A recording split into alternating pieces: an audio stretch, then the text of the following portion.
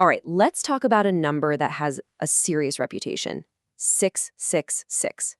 For centuries, right, it's been the ultimate symbol of evil, the Antichrist, the end of the world. But what if the whole secret to its meaning isn't some future prophecy, but it's actually inside you, right now? So for just a minute, forget all the horror movies, forget the doomsday predictions. The interpretation we're going to walk through today makes the case that the real meaning of 666 has absolutely nothing to do with some future microchip or a global villain. No, instead, it points the finger right back at us. Okay, so before we dive into this really unique interpretation, let's just be honest about what most of us think of when we hear that number. I mean, it's become a cornerstone of end times prophecy. It's the go-to symbol for all things evil. I'm willing to bet that when you see this number, your mind immediately jumps to some very specific and probably very dramatic places, right? Yeah, it's usually some mix of these, isn't it? We think of a future Antichrist, some physical microchip, the famous mark of the beast. These ideas are just so deeply embedded in our culture. But what if we've all been looking in completely the wrong direction? So, let's shift gears and get to the absolute heart of this interpretation. It all hinges on a single, really crucial phrase taken directly from the biblical text itself. You got to pay close attention to the wording here. The text doesn't say it's the number of a demon or some evil empire. It says very, very clearly, it's the number of a man.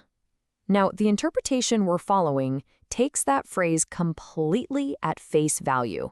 And you know what? That one little detail, it changes everything. So if it's the number of a man, let's ask a basic question. What are we made of? I mean, at the most fundamental chemical level, we are all carbon-based life forms. Carbon is literally the essential building block for every bit of known life on this planet. And this is where the big connection is made in this argument. Let's break down the atomic structure of a standard carbon atom. What do we find? Well, first, it has 6 protons.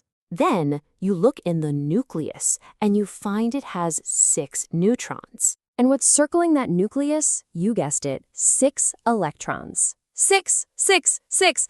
All of a sudden, 666 isn't some mystical, scary code. It's the atomic signature of carbon, the very element of man. So this is the big takeaway. According to this view, 666 is not some external code for a bad guy in the future.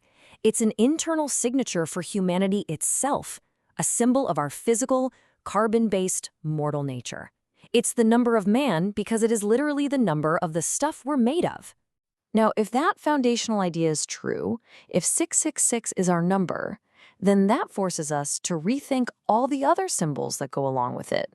So let's see how this whole thing builds and what it means for ideas like the mark of the beast. Okay, so just forget the whole idea of a physical microchip for a second. In this view, the mark is totally symbolic. The forehead, that represents your mind, your thoughts, your beliefs, who you give your allegiance to. And the hand, that represents your actions, what you physically do in the world. So the mark isn't something that's forced on you. It's a reflection of who you've already chosen to serve in both your thoughts and your deeds. So where does the beast part come from? Well, this interpretation points to scriptures just like this one. It uses the Hebrew name for God, Elohim, to make a really humbling point. Without a divine spirit, we humans are essentially like animals or beasts. We're just creatures made from the dust, the carbon of the earth. So the beast, then, is simply our mortal, flesh and blood nature. This kind of symbolic rethinking also completely flips the script on another major figure, the serpent. What if the serpent isn't just a symbol for pure evil or the devil? This view argues that it's actually a symbol of judgment and maybe even healing. And the justification for that idea comes from verses like this. It draws a direct parallel to an Old Testament story where a bronze serpent on a pole was looked upon for healing. So in this context, the serpent becomes a symbol not of corruption, but of judgment and salvation being lifted up for everyone to see. Now, all of this reframing, it all leads to the argument's theological peak, and it's a pretty radical statement about the nature of evil and the absolute power of God, who the source text refers to by the Hebrew name Yahweh. This verse from Isaiah is presented as the ultimate proof. The argument here is that there's no big cosmic battle going on between two equal, opposing forces. There isn't a God of good fighting a God of evil. And the implication of that is just profound. In this framework, there's no rival throne. There is only one power in the entire universe, which means that everything, the light and the dark, the peace and the pain, it all operates under a single sovereign authority. So after breaking all of this down, after all this theological deconstruction, what's the point? Well, this teaching brings it all back from the cosmic to the deeply personal. It's not really about decoding some ancient mystery, it's about making a choice. This quote right here frames the final challenge perfectly. The earthly thing is the scientific fact we just talked about. That 666 is the number of carbon-based man. The argument is, if you can accept that physical, earthly truth, then you're faced with a much bigger, heavenly question. And that brings us to the ultimate question, doesn't it?